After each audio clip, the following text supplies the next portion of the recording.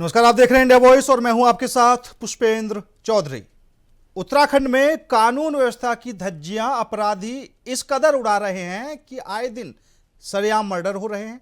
पिछले 15 दिनों में 7 लोगों की हत्या राज्य के विभिन्न शहरों में हो चुकी है। पुलिस ने अपराधी तो पकड़े ही, लेकिन जनता के दिलों में बैठा खौफ खत्म नहीं कर पाई है। उत्तराखंड शांतवादियों का प्रदेश कहा जाता था। यहाँ की शांत आबो हवा लोगों को अपनी ओर आकर्षित करती नजर आती थी, लेकिन पिछले कुछ समय से अपराध का बोलबाला इस कदर उत्तराखंड के शहरों में बढ़ा है कि आम जनता खौफजदा नजर आने लगी है। जनपद देहरादून के विकास नगर में 29 जनवरी को स्कूली छात्रा मनीषा तोमर की हत्या कर दी गई। उसके बाद 31 जनवरी को ऋषिकेश में प्रीति नाम की महिला की गोली मारकर हत्या कर दी गई। 2 फरवरी को देहरादून के मच्छी बाजार में सबके सामने गुंजन नाम की युवती का मर्डर हुआ। उसके बाद 11 फरवरी को देहरादून में ही अर्जुन शर्मा कारोबारी युवा की गोली मारकर हत्या कर दी गई। 12 फरवरी को हल्द्वानी में फिर एक डबल मर्डर हुआ और आज 13 फरवरी को देहरादून में फिर से काशीपुर के स्टोन क्रेशर कारोबारी विक्रम शर्मा की गोली मारकर हत्या कर दी गई। आखिर पुलिस की नाक के नीचे अपराधियों के द्वारा अपराध को अंजाम दिया जाता है और पुलिस सिर्फ देखते हुए नजर आती है। अपराधियों का खौफ जनता में दिखने लगा है। जनता अपने आप को असुरक्षित महसूस करने लगी है। ऐसे में मुख्यमंत्री ने जो अधिकारियों को निर्देश दिए थे कि सख्त कानून व्यवस्था अपनाई जाए ताकि जनता सुरक्षित महसूस कर सके, वह सिर्फ कागजों में ही नजर आ रहा है। आईजी गढ़वाल रेंज राजीव स्वरूप ने कहा कि पुलिस अपना काम कर रही है और जो भी अपराधी उत्तराखंड आएगा वह कानून की गिरफ्त में जरूर होगा। दूसरी तरफ कांग्रेस और बीजेपी कानून व्यवस्था को लेकर पुलिस के अधिकारियों पर ही ठीकरा फोड़ती हुई नजर आ रही हैं। बीजेपी विधायक विनोद चमोली कहते हैं कि उत्तराखंड को किसी भी रूप में अपराधियों की शरण स्थली नहीं बनने दिया जाएगा, जबकि कांग्रेस कहती है कि बीजेपी सरकार में अपराध चरम पर पहुंच चुका है। उत्तराखंड में अपराध और अपराधियों का ग्राफ बहुत तेजी से बढ़ रहा है। पहले महिला अपराध के बढ़ते ग्राफ ने सरकार और पुलिस प्रशासन की चिंता बढ़ाने का काम किया था और अब आए दिन हो रहे अपराधों ने पुलिस की नींद उड़ा दी है। अब ऐसे में देखना होगा कि जनता को कैसे सुरक्षित होने की बात का एहसास बीजेपी सरकार की तरफ से या फिर पुलिस प्रशासन की तरफ से कराया जाता है, क्योंकि इस समय उत्तराखंड की जनता काफ़ी ज़्यादा डरी हुई है, सहमी हुई है और कानून व्यवस्था को लेकर सवाल उठने लगे हैं। क्या कुछ प्रतिक्रियाएं सामने आई हैं, एक बार वो भी आपको सुना देते हैं।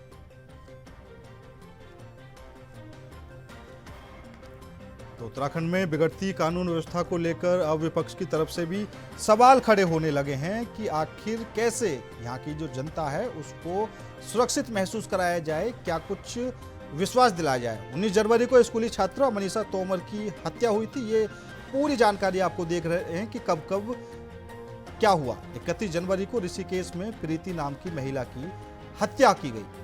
उसके बाद 2 फरवरी को देहरादून में गुंजन नाम की युवती की हत्या का मामला सामने आया।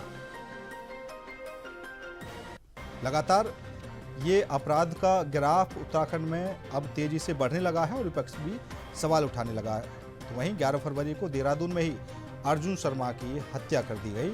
उसके बाद 12 फरवरी को हल्द्वानी में डबल मर्डर का मामला सामने आया। तो ये लड़खड़ाती उत्तराखंड की कानून व्यवस्था को लेकर सवाल उठने लगे हैं। 13 फरवरी को देहरादून में ही विक्रम शर्मा की भी हत्या कर दी गई। उसके बाद 29 जनवरी को स्कूली छात्रा मनीषा तोमर की हत्या की गई। ये सबसे पहला मामला सामने आया था। उसके बाद फिर कई मामले सामने आते रहे।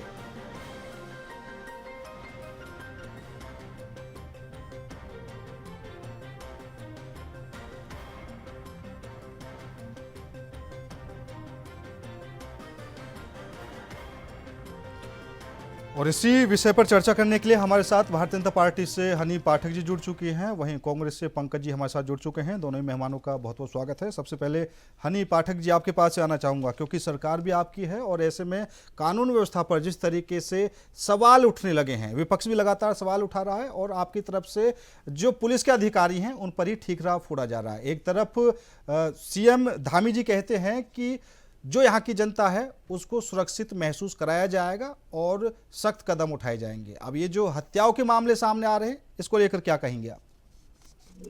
देखिए पुष्पेंद्र जी, जो भी वारदात अभी विगत दिनों में हुई है वो वाकई में दुखी और हृदय विदारक घटना हुई है। और खास करके हमारे उत्तराखंड की शांत देवभूमि में जो ये हुआ है उसको लेकर हमारी सरकार काफी चिंतित है। और आज स्वयं मुख्यमंत्री जी ने कड़े निर्देश फिर से दिए हैं बैठक के लिए, और बैठक में कड़ा दिशा निर्देश दिया गया। तो इन चीजों को लेकर काफी गंभीर है, किसी भी दोषी को बख्शा नहीं जाएगा। और पहले भी आपने देखा होगा, जिसने ये कार्यवाही करी, जिसने ये दुष्कर्म किया, जिसने ये मुठभेड़ करी, उनको तुरंत गिरफ्तार किया गया। आज भी जो हुए हैं इस तरीके की चीजों के शिकार, उसके लिए भी पुलिस लगातार कार्यवाही कर रही है, उनको ढूंढा गया है, पकड़े भी गए हैं काफी लोग। तो इस चीजों को लेकर पुलिस गंभीर भी है और सरकार तो पूरी तरीके से गंभीर है। सरकार पर गंभीर दिशा निर्देश भी दिए हैं और आज बैठकें भी ली गई है। लेकिन कोई भी सरकार हो, वो कभी भी कोई भी सरकार ये नहीं चाहेगी कि उनके कार्यकाल के दौरान इस तरीके की घटनाएं देखने को मिले। तो सरकार पे पूरी तरीके से ठीकरा फोड़ देना कि सरकार में कुछ नहीं कर रही है, सरकार गंभीर नहीं है, ये देखिए गलत है। ये एक मानसिक विकलांगता का परिचय है। जो कि इस तरीके की मुठभेड़ कर रहे हैं लोग, जो इस तरीके के आरोपी हैं, उन पर कड़ी से कड़ी कार्रवाई निश्चित तौर पर ली जाएगी। मुख्यमंत्री जी ने स्पष्ट तौर पर ये बात कर रही है और काफी लोगों को गिरफ्तार किया भी गया है। पुष्पेंद्र जी, नहीं, बिल्कुल सही बात है। और पंकज जी, आप क्या कुछ कहेंगे, क्योंकि आप भी साफ तौर पर सरकार पर आरोप लगा रहे हैं? देखिए पुष्पेंद्र जी, सबसे बड़ा मुद्दा यह है कि ये स्थिति ये पैदा क्यों हुई। ये स्थिति इसलिए पैदा हुई क्योंकि अपराधियों को पुलिस का बिल्कुल भी, कानून का बिल्कुल भी डर नहीं है। क्योंकि उन्हें पता है कि पुलिस के, आप देखिए जो पूरे प्रदेश में 3 जिले जो मुख्य जिले हैं जहाँ से पूरा राजस्व हमें मिलता है, औद्योगिक क्षेत्र का हो चाहे प्रॉपर्टी का वो हो, उसमें रजिस्ट्री के जो हमारे जो टैक्सेस वगैरह आते हैं सभी, या नगर निगम है, नगर पालिकाएं हैं, तो देहरादून, हरिद्वार और उधमसिंह नगर, तीनों के आप पुलिस कप्तानों पर नजर डालेंगे तो तथाकथित तौर पर कई लोग ये कहते हैं कि वो मुख्यमंत्री जी के परम मित्र रहे हैं। दूसरा ये कि राज्य में क्या कोई भी डायरेक्ट आईपीएस, ऐसा नहीं है कि आपने सीपीएस प्रमोटी आईपीएस जो बने हैं उनको मुख्य जिले दे दिए हैं जहाँ पे कि क्राइम रेट उनके आने के बाद और ज्यादा बढ़ा है। उसके अगर इसको छोड़ दें तो समय समय पर इन पर आरोप भी लगते रहते हैं। चाहे आप देहरादून के पुलिस कप्तान पर ले लीजिए, तमाम तरीके के आरोप उन पर हर महीने लगते हैं, फिर भी वो अपनी कुर्सी पर विराजमान है, अपनी तब से मत नहीं हुए। हरिद्वार में पुलिस अभिरक्षा में हत्या हो जाती है, भले ही वो अपराधी था, उसकी जेल शिफ्टिंग की जा रही थी बिना त्यागी की, परंतु उसकी बहन आरोप लगाती है कि 750 करोड़ रुपए की कहीं ना कहीं लूट का मामला है, उसको दबाने के लिए पुलिस ने उसकी हत्या करवाई। उसका कोई आज तक उस पर कोई स्पष्टीकरण, कोई बातचीत नहीं हुई। सुखवंत सिंह की जो उन्होंने आत्महत्या करी किसान ने उधमसिंह नगर में, उसने आरोप लगाया कि प्रदेश उनके जिले का कप्तान मणिकांत मिश्रा उनको उसने विवश किया है, उस कारण वो आत्महत्या कर रहा है। परंतु उसके बाद वो भी तथ्य मत नहीं हो, बल्कि उन्होंने कप्तान, ठीक है पंकज जी, ठीक है, कोतवाल को हटा दिया जबकि कप्तान को नहीं हटा पाई सरकार। ठीक है। हमारे साथ वरिष्ठ पत्रकार गजेंद्र सिंह रावत जी भी जुड़ चुके हैं। गजेंद्र जी, क्या कुछ कहेंगे उत्तराखंड की कानून व्यवस्था को लेकर, क्योंकि अभी तक तो अंकिता भंडारी वाला जो मामला है वो ही चलने से लगा हुआ है और ऐसे में जो महिलाओं के प्रति अपराध के मामले हैं वो बढ़ते हुए दिखाई दे रहे हैं। क्या कुछ कहेंगे? ये सारा कुछ इस प्रदेश के गृह विभाग का फेलियर है। इस प्रदेश के गृह मंत्री, इस प्रदेश के गृह सचिव, यहाँ के डीजीपी, यहाँ के पुलिस कप्तान, यहाँ के चौकी थाना इंचार्ज, कोतवाल, जितने भी ये लोग हैं, इन लोगों से पूछा जाना चाहिए कि तुम तनख्वाह किस बात की ले रहे हो। क्या इनकी तनख्वाह इस बात के लिए है कि यहाँ मेला लगाया जा रहा है और मेले के बाहर 150 पुलिस खड़ी कर रखी है? क्यों? क्योंकि वहाँ वीआईपी लोग आ रहे हैं उन मेलों में, इसलिए क्या पुलिस तैनात की गई है। और ये इससे बड़ी शर्मनाक स्थिति क्या हो सकती है कि जिस मेले के बाहर 150 पुलिस खड़ी थी, उसी के 100 मीटर आगे परसों गोली पड़ी। आज जहां पर गोली चली, इनसे पूछिए कि वहां से राज्यपाल का घर कितना दूर है, उत्तराखंड के मुख्यमंत्री का घर कितना दूर है, उत्तराखंड की विधानसभा, उत्तराखंड का सचिवालय कितना दूर है, उत्तराखंड का मुख्य सचिव क्या कर रहा होगा बैठकर। तो ये सब चीजें इसलिए हो रही है क्योंकि जो शासन है, जो प्रशासन है, बेहद कमजोर हाथों में। किसी को नहीं पता कि अगले कुछ घंटों में कौन यहाँ मुख्यमंत्री रहेगा, कौन मंत्री रहेगा, कौन विधायक रहेगा, कोई गारंटी किसी की नहीं है।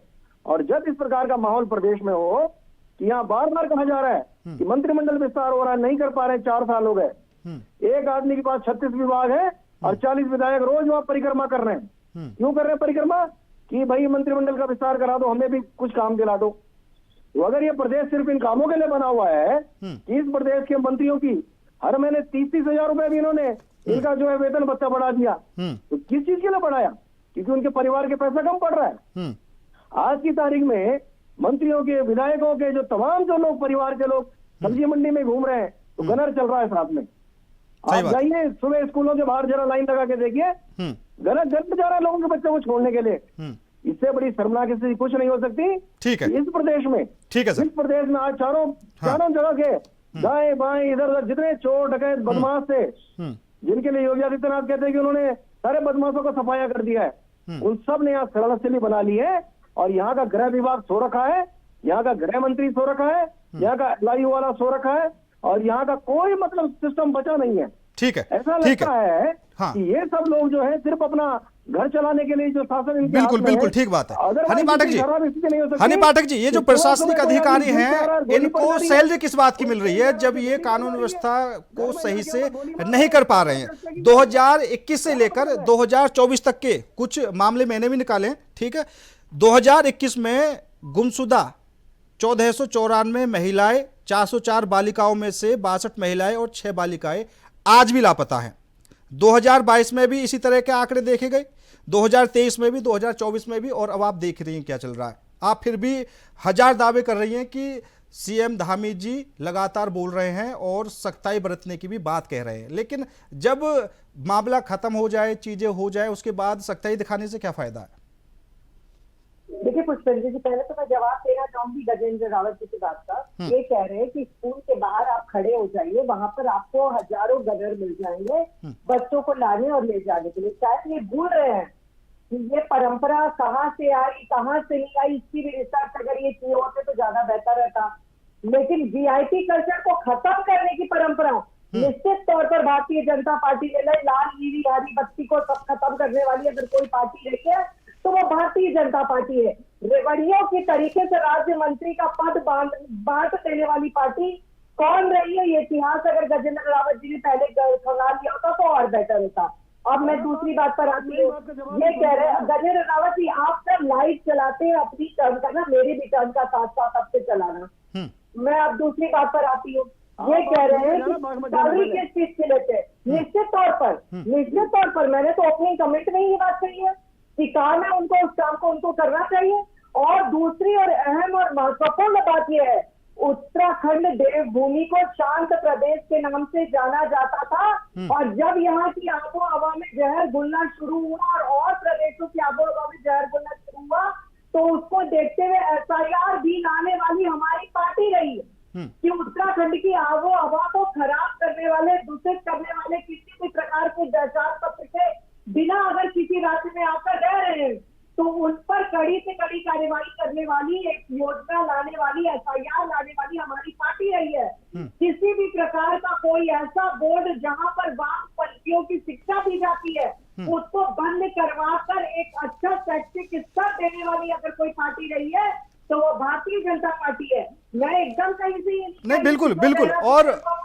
और नहीं बिल्कुल, आपकी पार्टी है हनी पाठक जी, हनी पाठक जी, कहीं तक भी ये नहीं नहीं सही बात है। और दो चार उदाहरण मैं भी दे देता हूँ। जो उत्तराखंड हमने देखा है, दो उसमें हाँ इस प्रकार की कभी घटनाएं आपको जल्दी देखने को नहीं मिली है। ठीक है ठीक है। ये दो निश्चित तौर पे घटित हो रहे जो कार्य है, ये गलत है। हाँ ठीक है। लेकिन इसको किसी भी प्रकार से पर्दा नहीं डाला जा रहा है, उस पर लगातार कार्य किया जा रहा है।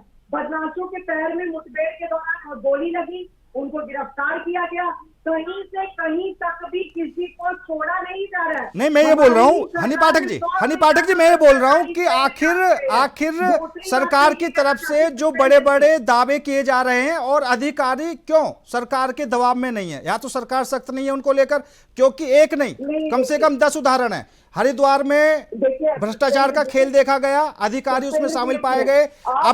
अभी का मामला है खड़ी फसल जिला प्रशासन ने रौंद दी, नोटिस भी नहीं दिया गया और अधिकारी अपने मनमानी से काम कर रहे हैं। फिर सरकार कहती है कि अधिकारी नहीं मानेंगे कैसे? सख्ताई तो दिखानी पड़ेगी ना उनके खिलाफ।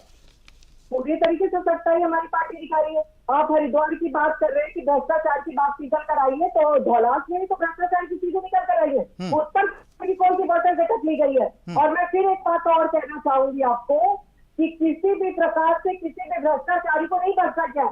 आप मुझे उत्तराखंड का पूरे कार्यकाल गिना दीजिए जहां पर किसी भी कार्यकाल के दौरान 100 से ज्यादा भ्रष्टाचारियों को जेल दिया गया है, और आईएफएस से लेके पीसीएस से लेके किसी को भी बख्शा नहीं गया, किशन चंद को भी बख्शा नहीं गया। ठीक है, समय भी कम है। ठीक है, गजेंद्र जी क्या कुछ कहेंगे? ठीक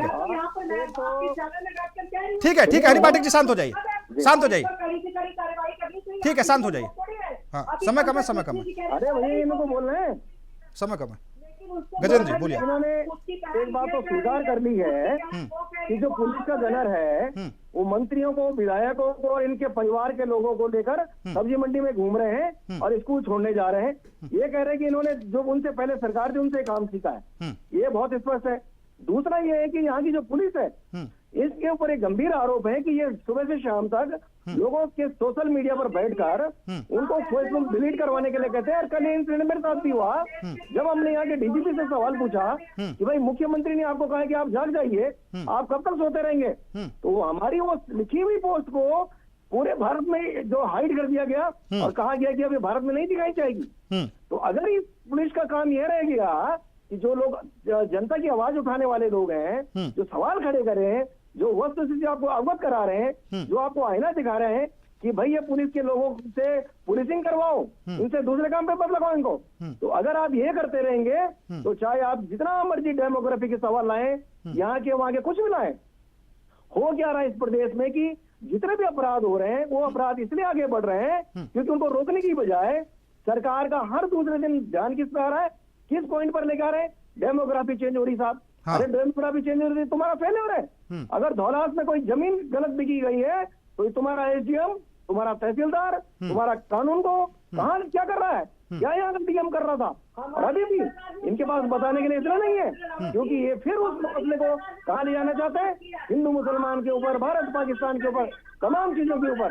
तो अब मैडम फिर आप चिल्लाने आ गई, फिर मैंने आपसे कहा था ना। नहीं हनी पाठक जी पूरा समय दिया जा रहा है, एक एक करके बोलेंगे मैडम, एक एक करके आप फिर चिल्लाने लग गई। ठीक है हनी पाठक जी शांत हो जाइए। ठीक है गजेंद्र जी, तुम्हें ये सब करना है क्या? नहीं हनी पाठक जी शांत हो जाइए, समय बराबर दिया जा रहा है। पंकज जी आप आ जाइए। खेल है और हर बात पर ये केवल हिंदू मुस्लिम के नैरेटिव के अलावा और कोई काम नहीं करती है।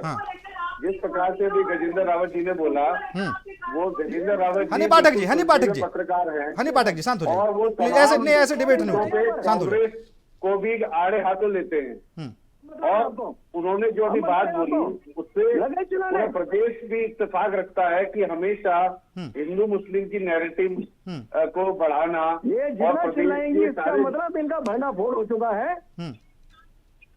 ठीक है प्रदेश की कानून व्यवस्था, प्रदेश में बेरोजगारी, प्रदेश में तमाम तरीके के भ्रष्टाचार मुख्यमंत्री खुद अपना अरे ये सब्जी मंडी में चर्चा के लिए बुला रखा है क्या? मंत्री ठीक है, परिषद ठीक है। का विस्तार नहीं कर पा रहे हैं एंकर तो मैं और मालूम है। अपने भ्रष्ट अधिकारियों को उगाई के लिए रखा हुआ है इन्होंने। हाँ। इस तरीके से धौलास प्रकरण में अब खुल के आ रही है बात की इनके अधिकारियों ने ही जो है जमीनें बिकवाई हैं मोटे पैसे लेकर और उसका जो है भू उपयोग परिवर्तित करने का काम किया है। तो इसमें हम सीधा सीधा कहना चाहते हैं कि मुख्यमंत्री धामी ने ही पूरा संरक्षण दे रखा है और तमाम जो मुख्यमंत्री धामी है अपने लोगों से अपने अधिकारियों से चहेते अधिकारियों से ये उगाही करवा रहे हैं जिसको लेकर ये क्राइम रेट बढ़ रहा है और प्रॉपर्टी के झगड़ों में जहां पुलिस इन्वॉल्व हो रही है वहीं हत्या के मामले और इस प्रकार क्राइम रेट बढ़ने के मामले सामने आ रहे हैं। ठीक है, जो कि बहुत ही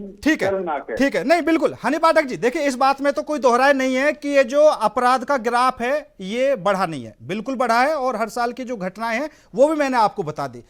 उसके बाद भी आप अगर ये कहें कि नहीं धामी जी तो सख्ताई बरत रहे हैं, कब तक सख्ताई बरती जाएगी? एक बार दो बार कुछ आप अलग अलग कानून बना देते हैं, अलग अलग कानून बना देते हैं, लेकिन किसी कानून में क्या कोई कामयाबी मिली है अभी तक? बिल्कुल नहीं। नगर विरोधी कानून के जरिए आप देख लीजिए, आप पारदर्शी परीक्षाओं के बाद 27,000 से ज्यादा लोगों ने रोजगार दी। एक मिनट, शांत हो जाइए, शांत हो जाइए। अब एक एक करके यहाँ पर ज्यादा कम सामने नजर आ गया कि उस पर बंदिश लगा दी गई है। बिल्कुल दिख रही है, SIR में 65,000 से ज्यादा लोगों का नाम काटा गया है जिनके पास कोई अपनी पहचान पत्र ही नहीं थी। बिल्कुल दिख रही है हमारी भूमि को कब्जा इस तरीके के वामपंथी लोग उनसे मुक्त कराया गया। बिल्कुल दिख रही है कि लखपति दीदी योजना में लाखों महिलाओं को स्वरोजगार से जोड़ा गया है। महिलाओं को ठीक है, ठीक है, ठीक है, ठीक है, ठीक है, ठीक है, ठीक है। अब ऑन कर दीजिए गजेंद्र जी आप आ जाइए, लास्ट कमेंट कर दीजिए आप फाइनल। गजेंद्र सर, दरअसल क्या है, स्थिति ये है कि भारतीय जनता पार्टी की सरकार पूरी तरह फेल हो चुकी है। इनकी पुलिस फेल, इनका डीजीपी फेल, इनका गृह विभाग फेल, इनका LIU फेल, ये सब फेल हो चुके हैं। और इसीलिए ये बीच में जो आप बकवास कर रही हैं मैडम ना, मैंने बता दिया आपको, आज के बाद इस चैनल में इस प्रकार से बीच में कोई इंटरप्ट करेगा, हमें ऐसे चैनलों में नहीं बैठना है। नहीं गजेंद्र जी, एक एक करके ही सुन रहा हूं मैं, एक एक करके सुन रहा हूं। उनकी आवाज शायद आप तक पहुंच पा रही होगी, लेकिन स्क्रीन पर मैं एक एक बंदे को ही ले रहा हूं, एक की आवाज ही आ रही है। शायद आप तक उनकी आवाज पहुंच रही हो तो मैं टेक्निकल इशू होगा, वो आगे से नहीं होगा। सुनानी है मेरे को। ये एंकर आपका नाम क्या है भैया? पुष्पेंद्र। आपका नाम क्या है? पुष्पेंद्र चौधरी नाम है मेरा। पुष्पेंद्र चौधरी, अगर आपको एंकरिंग करनी आती है, ये खिचड़ी मैंने आपको पहले भी कहा था परसों, ये मच्छी बाजार में मुझे कभी नहीं बैठना है। और अगर आपको 1 by 1 नहीं सुननी है या नहीं सुनवानी किसी की बात, तो हमें इस प्रकार की डिबेट में नहीं, ठीक है, ठीक है। अब रावत जी मेरी बात सुन लीजिए, मेरी बात सुन लीजिए। सुनना पड़ेगा। पहली बात तो ये नहीं सुन लीजिए। अगर आप नहीं कर सकते हैं भाई, हमारे पास नहीं टाइम। नहीं, पहली बात तो ये कि आप मुझे सर्टिफिकेट नहीं दे सकते, आप मुझे सर्टिफिकेट नहीं दे सकते कि मैं किस तरह की एंकरिंग करता हूं, क्या नहीं करता मैं। ठीक है, आप अगर 2 दिन से मेरे साथ बैठ रहे हैं और आप समझ पा रहे हैं कि मुझे एंकरिंग करनी नहीं आती, तो आप मुझे नहीं सिखा सकते। बीजेपी वाले बैठे, कांग्रेस वाले बैठे, जब मुद्दा गलत होता है तो मैं उसी हिसाब से ट्रीट भी करता हूं और जो सवाल है वो उठाता भी हूं। ठीक है, आप ये जो बोल रहे हैं कि आपको एंकरिंग करनी नहीं आती, मैं आप पहले कह चुका हूं कि एक एक करके ही मैं सबको टाइम दे रहा हूं, एक एक करके ही सुन रहा हूं। अगर उनकी आवाज आप तक पहुंच पा रही है डायरेक्टली तो वो शायद आपके सिस्टम में कुछ गलती होगी, फोन में गलती होगी, लेकिन यहां स्क्रीन पर एक एक बंदे की ही आवाज सुनी जा रही है और एक एक को ही ऑन एयर किया जा रहा है। बाकी अगर कोई बीच में बकवास करने से लगा है उसकी आवाज ऑन एयर नहीं जा रही है। आप ये डिबेट रिपीट करके भी देख सकते हैं बाद में। ठीक है, फिलहाल आप सभी का बहुत बहुत शुक्रिया और मैं भी कोशिश करूंगा कि अगर आपको बुरा लगता है आगे से आप हमारे डिबेट में ना बैठे। आपका बहुत बहुत धन्यवाद। फिलहाल मेरे साथ इस खास पेशकश में इतना ही। नमस्कार।